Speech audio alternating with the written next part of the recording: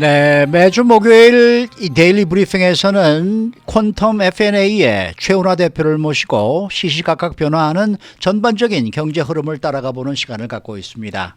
저와는 최 대표 연결되어 있습니다. 안녕하십니까? 안녕하십니까. 네, 이 제롬 파월 연준 의장이 연방 하원에 출석해서 이 선제적인 기준금리 인상은 없다라고 강력하게 발언함으로써 시장에서도 이 나스닥이 급상승하는 등 좋은 반응이 나오고 있습니다. 어떻게 생각하십니까? 일단 그 주식시장이 반응하는 것은 이제 뭐 여러 가지 변수가 많기 때문에 뭐 하나로 이렇게 집중해서 얘기할 수는 없지만, 먼저 지금 나스닥이나 S&P나 이런 걸 보시면은 작년 그 팬데믹 이후에 올랐던 그런 수준의 성장세는 이제 없다고 봐야 되겠죠. 지금 현재 내려갔다가 올라갔다가 하는 이제 뭐 흔히 보합세라고 하는 부분들이죠. 이제 이렇게 봐야 하는 것이 있어서 이렇게 정리를 해야 될 것 같아요. 나스닥이나 S&P는 우려가 있어서 조금 주춤했다가 또 우려가 많이 완화되면서 다시 회복하는 이러한 과정으로서의 그 모습을 보여주고 있고요. 네. 그러면 이제 파월 의장이 이제 그 하원에서의 청문회 때 얘기하신 부분이 어떤 영향을 미치고 있느냐는 것은 좀 이런 점을 좀 봐야 돼요. 증시는 지금 물가가 오르고 있는 이런 현상의 수혜자입니다. 이 증시를 이루고 있는 대부분의 기업들은 이제 대부분이 아니고 뭐 당연히 상장 기업인데 상장 기업의 대부분은 다 대형 기업들이에요. 그 다음에 중형 기업이라고 해도 꽤 큰 중형 기업들이기 때문에 네. 이 중대형 기업들은 지금 인플레이션의 현상 속에서 사실 수입이 오르는 편이 훨씬 많아요. 같은 물건을 팔아도 더 많은 값을 받고 있고, 물론 기업들은 지금 상당히 어려움을 많이 호소하죠. 사람들 찾기도 힘들다 그러고 원자재도 오른다 그러고 물건도 제때제때 그 딜리버리가 안 된다고 하고 있지만, 그럼에도 불구하고 매출이 주는 기업은 지금 없거든요. 네. 그래서 지금 증시가 파월 의장의 어떤 입에 상당히 좌우된다는 것은 뭐냐면, 이런 분위기를 싫어하는 건 아니고요. 이런 분위기는 기업들에게는 분명히 좋아요. 지금 우리 한인분들하고 좀 괴리감이 있는 게 뭐냐면, 우리 한인 사회는 영세업이 많아요. 네. 영세업이 많은 곳은 이런 대기업들과 경쟁을 해야 하기 때문에 가격을 결정하고 가격을 내리는 데 있어서의 영향력이 대기업이나 중기업보다는 훨씬 적기 때문에 이중고에 시달릴 수가 있습니다. 가격을 잘못 올렸다가는 매상이 떨어져 버리고, 근데 지금 사람 찾는 거나 원가나 이런 부분들은 올라가고 있기 때문에 이중고를 겪는 분들이 꽤 많을 수 있는데, 대기업들은 이 가격에 대한 파워를 가지고 있어요. 그래서 이제 우리 한인 사회와는 약간 괴리감이 있지만, 지금 그러니까 결국은 이제 증시가 볼 때의 인플레이션에 대한 두려움은 뭐냐면, 인플레이션 때문에 두려워하는 게 아니고 이 인플레이션이 너무 심해지는 것 같아서 연준에서 긴축으로 돌아설까봐 두려워하는 거죠. 그렇죠. 네. 그래서 이제 이 긴축으로 돌아서는 이 부분에 대한 얘기를 연준의 모든 위원들이 뭐 지금 당장은 아니다라는 식의 얘기를 해줬고, 이제 파월 의장이 그렇게 얘기하신 부분들이 그런 내용을 중심으로 또 해줬기 때문에 증시 쪽에서는 당분간은 계속 이런 분위기, 이런 경제 상황이 이제 이어질 것이다라는 그런 속에서 좀 안도했지 않느냐, 이제 이렇게 증시에서는 해석을 하고 있죠. 근데 그렇게 보면 결론적으로는 증시는 대기업들의 기업의 그 이익 실적은 상당히 좋은 걸로 기대가 되고 있고, 앞으로도 몇 달간은 이런 그 분위기는, 특히 요새 지금 뭐 소비가 워낙 강하기 때문에 잘 돼갈 것이다. 이제 이런 것까지 다 보신다 그러면 좀 이해하기가 쉽지 않을까 생각이 듭니다. 네. 자, 제롬 파월 의장이요, 지금의 인플레이션에 대해서 이 인플레이션 오래 안 갈 것이다. 코로나19 팬데믹이라는 특수한 상황에서 벌어지고 있는 일시적인 현상이다. 이렇게 언급을 했어요. 그러면서도 당초 예상치를 크게 넘어섰다. 이 부분에 대해서는 또 인정을 했단 말입니다. 그러면 이 부분은, 이 상충되는 이 부분은 저희가 어떻게 받아들여야 되는 건가요? 네, 사실 일반인들 입장에서 듣기에는 굉장히 좀 혼선이 있을 수도 있는 얘기지만, 네. 상당히 일관된 얘기예요. 그 파월 의장이 말씀하시는 부분들은 요약하면 이렇게 되는 거죠. 연준은 끊임없이 금년 초부터 지금까지 계속 물가 상승은 올해 2, 4분기, 3, 4분기까지는 꽤 높을 것이다라고 예상을 해왔다는 거죠. 그건 자연스럽다는 거죠.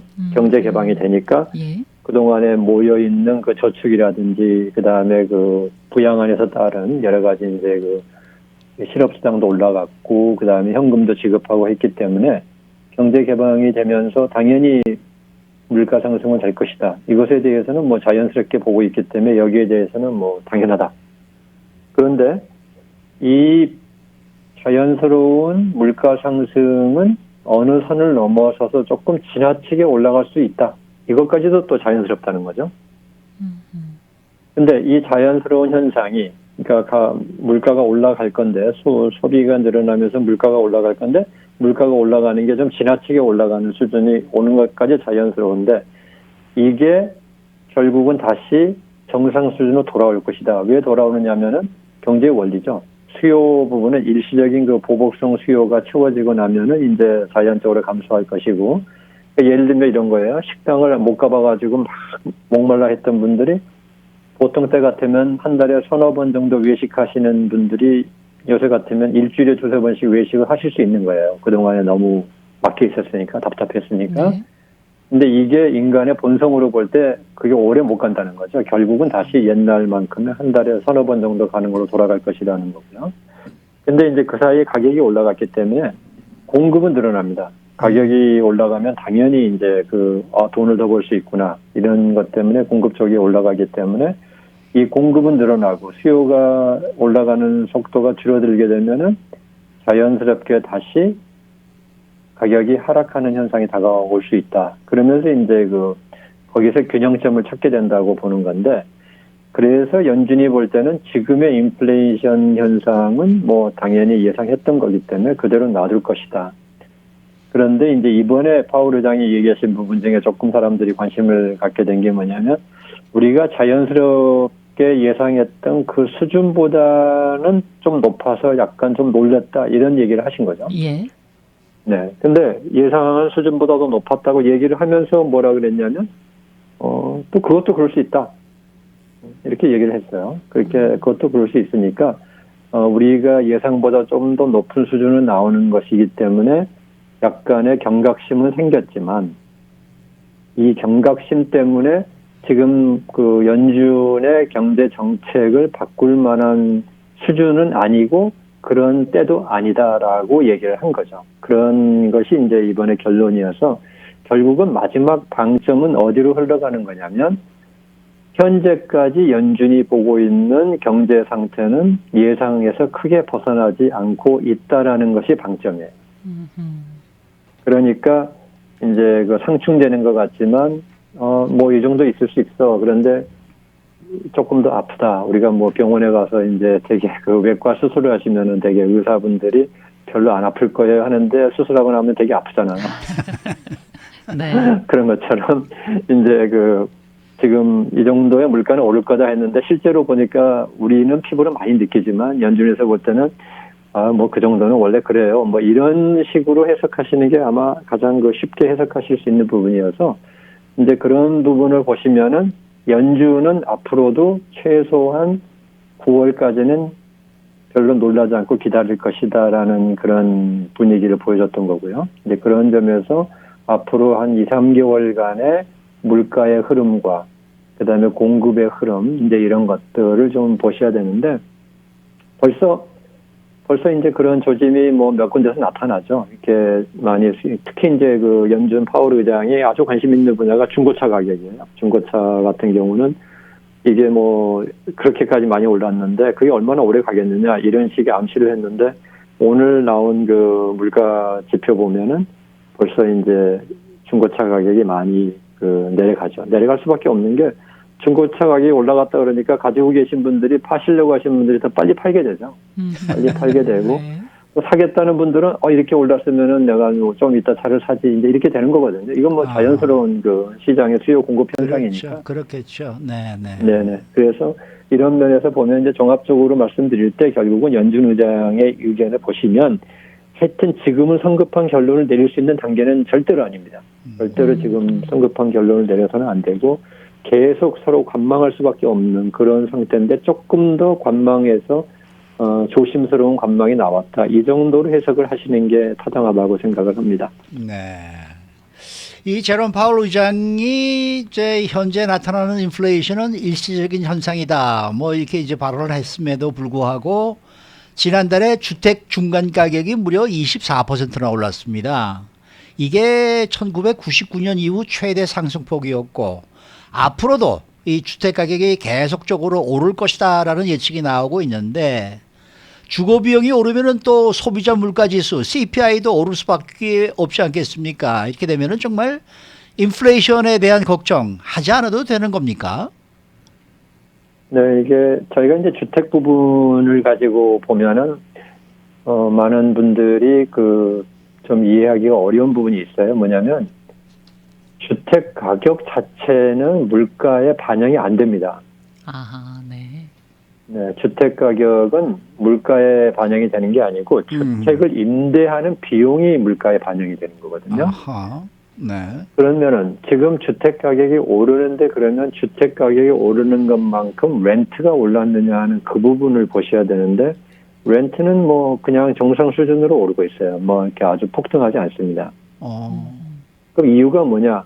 첫째, 아파트 시장에서 그러니까 렌트만을 전용으로 하는 아파트 시장은 지금 보시다시피 아파트에 임대해서 사시는 분들이 그 주택을 소유하신 분들보다는 소득이 좀 더 낮은 층이시잖아요. 네. 근데 이분들이 이제 얼마나 어려움을 겪었어요. 지난 팬데믹 기간에.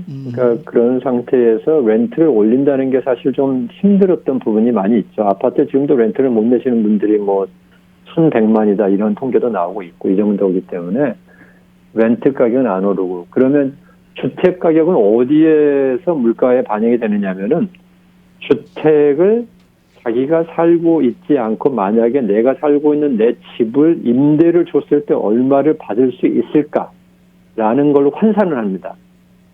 그것을 저희가 이제 영어로 OER이라고 그러는데 OER로 환산을 하는데 주택 가격이 10%가 오르면 주택을 임대했을 경우에 렌트비가 10%가 오르냐면 그렇지 않아요.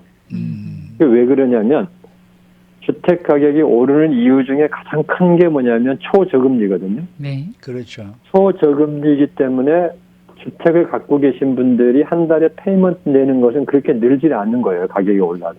네, 네, 네, 맞아요. 네. 네. 그러니까 그런 분들 입장에서는 그 주택을 임대해서 산다고 했을 때 그 결국은 페이먼트과 비슷한 수준으로밖에 오를 수가 없는 거라는 거죠. 아하.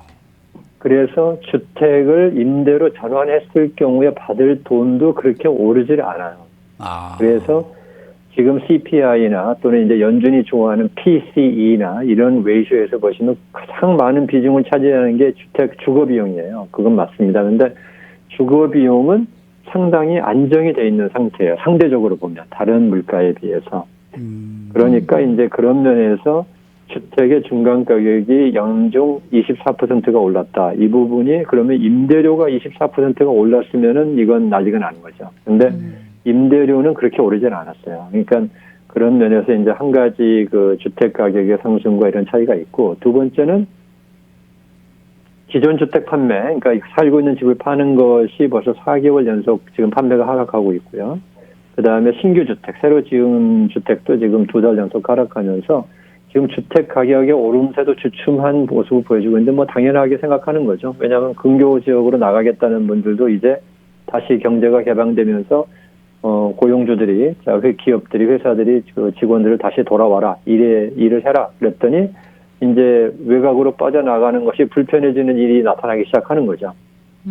그러면서 지금 주택 수요도 그렇게 빨리 늘지 않기 때문에 그런 점에서 볼 때는 이 주택 가격이 이렇게 오르는데 왜 물가가 큰 문제가 없느냐라고 하는 부분은 그렇게 설명이 될 수 있겠습니다. 네. 이번에 그 연방 하원에서요, 한 하원 의원이 제롬 파월 의장에게 우유 가격 5% 올랐다. 베이컨 가격은 14%, 가솔린 가격은 무려 56%, 중고차 가격은 뭐 오늘은 조금 떨어졌다고 하지만 그래도 30%, 대중교통비가 16% 올랐다. 이렇게 이제 말을 해서 이게 화제가 되고 있는데 우리 서민 입장에서는 한 번 오른 물가는 떨어지지 않는다. 이런 고정관념이 있거든요. 이게 물가가 안 떨어지면 또 어떡할까요?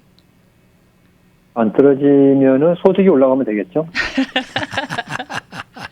이게 같이 그렇게 돼야 되는데. 네. 인플레이션은 경제학에서는요, 사실은 문제가 될 게 없다는 입장이에요. 뭐냐면 네. 인플레이션이 동시에 발생하면 인건비와 같이 움직이면 똑같은 얘기거든요.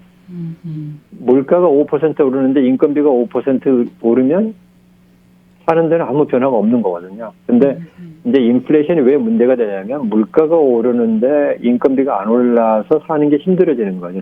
특히 그 하위 소득에 계신 분들이 이제 어려움이 심해지는 건데, 지금은 이번 팬데믹 때는 잘 보시면은요, 하위층의 소득이 그전보다 대부분 올랐어요. 그 정부에서 주는 돈들 때문에. 네. 그 다음에 중하위층에 있는 분들도 일자리를 갖고 계시는데도 그 현금 지급 같은 게 있어가지고 이게 소득이 올랐거든요. 그래서 지금 이 물가 오르는 것 때문에 살기가 굉장히 힘들다라고 하는 분들이 조금 예상보다 적은 이유는, 첫째는 중하위층의 소득이 정부 보조로 많이 올랐다는 점이 있고, 그 다음에 중상 그 이상에 있는 분들은 어차피 이런 정도의 그 식품 가격 이런 것은 사는데 지장이 없어요.